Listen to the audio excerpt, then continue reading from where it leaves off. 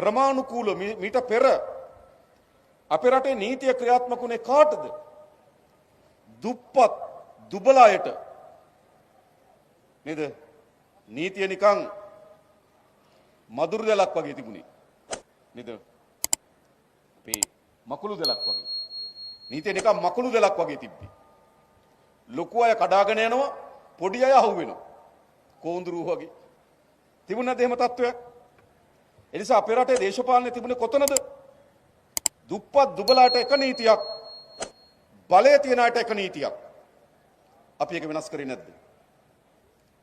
දැන් නිකම් බලන්න ලංකා ඉතිහාසයේ කවදද පොලිස්පතිවරයෙකුට හැංගිලා ඉන්න සිද්ධ වෙන්නේ? පොලිස්පතිවරයෙක් රිමාන්ඩ් භාරයටපත් වෙන්නේ බලය තිබුණු අය. අපි පරිගැනීමක් නෙමෙයි, අපේ ආයතන වලට ස්වාධීනත්වය ලබා දීලා තිබෙනවා.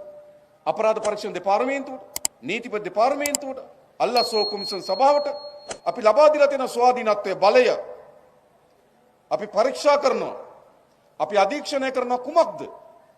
නීතිය හරියට ඉටු වෙනවද නැද්ද කියන එක විතර අපේ පරීක්ෂාව. හැබැයි මීට කලින් මොකද සිද්ධ වුනේ? බලය තියෙන අය ආරක්ෂා කිරීම සඳහා තමයි ආණ්ඩු මැදිහත් වුනේ. ඒ නිසා මේ වන විටත් මම හිතන්නේ හිටපු ඇමතුරු 3ක් ඇතුළේ නේද? 3ක්. තව පොලිමක් ඇති කියලා මං හිතනවා. මම දන්නේ නැහැ. තව පොලිමක් ඇති. ඒ කියන්නේ මොකද්ද? ලංකාවේ පළමු වතාවට ආණ්ඩුවක් හැදලා තියෙනවා.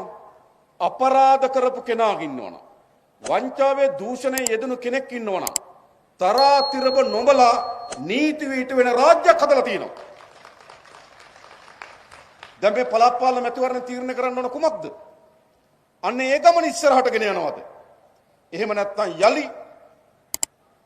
අර පැරණි බලය තියන අය ආරක්ෂා කරන, බලය තියන අයට ඕනෑම අපරාධයක් කරලා ගැලවිලා ඉන්න පුළුවන් පැරණි දේශපාලන සංස්කෘතියට යනවාද?